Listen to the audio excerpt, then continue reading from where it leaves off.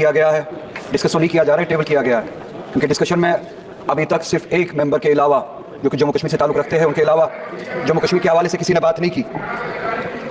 Chairman साहब, आपके ज़रिए मैं ये बात बताना चाहता हूँ यहाँ पे इस ऐवान को कि ये बजट का यहाँ पे होना, जम्मू कश्मीर का बजट पार्लियामेंट में प्रेजेंट करना, पार्लियामेंट के ज़रिए बनाया जाना, यूनियन गवर्नमेंट के ज़रिए बनाया जाना, ये एक सोवरेन बिट्रेयल है, धोखा है जम्मू कश्मीर के लोगों के साथ। ये डेमोक्रेसी के साथ एक बहुत बड़ा मजाक है जो जम्मू कश्मीर के लोगों के साथ किया जा रहा है। डेमोक्रेसी में इस तरह के फैसले लोग खुद लेते हैं, अपने ज़रिए लेते हैं, अपने लिए लेते हैं, जिसे कहते हैं democracy, by the people, for the people, of the people. मगर आप देखें, जम्मू कश्मीर का बजट जम्मू कश्मीर के लोग नहीं बनाते, जम्मू कश्मीर की स्टेट नहीं बनाती। आज 70 साल के बाद जम्मू कश्मीर के लोगों के साथ इतना बड़ा धोखा किया गया और उस रियासत को इस हद तक गिराया गया कि उससे उसका बजट, उसके फैसले करने का हक भी छीना गया। उन वादों के प्रिंसिपल्स के बरक्स, जिन प्रिंसिपल्स के बुनियाद पे हमने इस यूनियन के साथ एक्सेशन किया था कि हम अपने फैसले खुद लेंगे, ये स्टेट, जम्मू कश्मीर की स्टेट अपने फैसले खुद लेंगे, अपना रास्ता खुद बनाएगी, और वो इख्तियार और वो पावर इस यूनियन के कॉन्स्टिट्यूशन ने हमें दिया था। आज आप देखिए, हमें न सिर्फ अपने फैसले लेने का इख्तियार नहीं है, न सिर्फ अपने बारे में फैसले और रास्ते बनाने का इख्तियार नहीं है, बल्कि हम पे फैसले थोपे जाते हैं। बजट यहाँ पे बनाया जाता है। आज आप मुझे बताइए, हर एक रियासत का, हर एक स्टेट का बाशिंदा यहाँ पे बैठा हुआ है। किस स्टेट में ऐसा होता है कि उस स्टेट का बजट वो स्टेट खुद ना बनाए, उन पे वो थोपा जाए, वो फैसले उन पे थोपे जाए?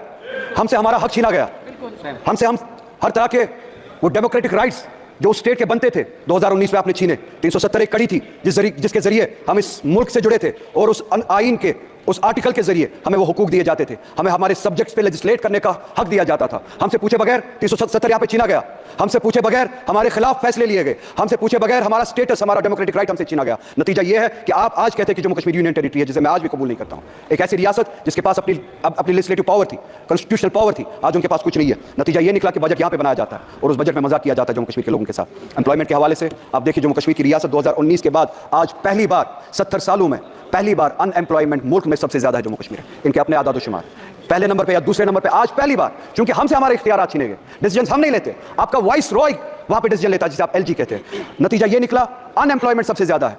अनएम्प्लॉयमेंट इतनी ज्यादा है कि अब अगर लोग वहां पे अप्लाई करना भी चाहते हैं, आपके पास उतने रिसोर्सेज नहीं है, जगह नहीं है जिनके जरिए आप वो जो जरूरत है वो पूरा कर सके, एम्प्लॉयमेंट दे सके। एम्प्लॉयमेंट के हवाले से आप बहुत सारी लेवल्स पे जम्मू कश्मीर के लोगों के साथ जंगें लड़ रहे हैं। नई रिजर्वेशन पॉलिसी यहाँ पे लागू की गई, हमने नहीं बनाई, जम्मू कश्मीर के लोगों ने नहीं बनाई, यहाँ पे बनाई गई और वहाँ पे थोपी गई। 70% रिजर्वेशन बढ़ाई गई, ओपन मेरिट को 30% तक कम किया गया। ओपन मेरिट के लिए अब जगह सिर्फ 30% बनती है। ये एक ऐसी लड़ाई है जहाँ पे ये चाहते हैं कि वहाँ पे क्लास वॉर हो, सोसाइटी के जो मुख्तलिफ सेक्शन है आपस में लड़े, जो हमारे बैकवर्ड क्लासेस है जिनके लिए हम चाहते और हमेशा से रिजर्वेशन थी और हम चाहते थे उनको सपोर्ट मिले, वो ऊपर आए, उनको ओपन मेरिट के साथ लड़ाया जा रहा है, क्योंकि तनासुब जो है, रेशो जो है पॉपुलेशन का, उस हद तक नहीं है जिस हद तक रिजर्वेशंस बढ़ाई गई। 70% के हद तक रिजर्वेशंस बढ़ाई गई, ओपन मेरिट को घटाया गया, जिससे क्लास वॉर, सेक्शन वॉर होने का एक खदशा है। मेरी गुजारिश करते हुए शर्म आती है, क्योंकि मैं फिर से कहूंगा, हमारे हाथ में इख्तियार ही नहीं है। इन्हें भी सोचना चाहिए। एक रियासत है जहां पे हमें अब उस हद तक गिराया गया है कि यहाँ के भीख मांगनी पड़ती है, हम अपने फैसले नहीं ले पाते। इनसे गुजारिश है, ओपन मेरिट को या सुप्रीम कोर्ट की जो कैप है उस हद तक रखे, या पॉपुलेशन का जो रेशो है, पॉपुलेशन के हिसाब से जो कैटेगरीज है, पॉपुलेशन का जो रेशो है, उस हिसाब से आप रिजर्वेशन करें, ताकि वो जो ओपन मेरिट पे इस वक्त तलवार चल रही है वो ना हो। हमारे लोग वहां पे इसका खामियाजा उठा रहे हैं। इसी के साथ साथ हमारे जो वैकेंसीज फिल करने के लिए जो डिले हुआ था कोविड की वजह से, कोविड से पहले हम स्टेट पे ताला लगाया गया था 2019 में, अगर यहाँ पे सबको याद हो। उस दौरान स्टेट ने काम नहीं किया, उसके बाद कोविड आया,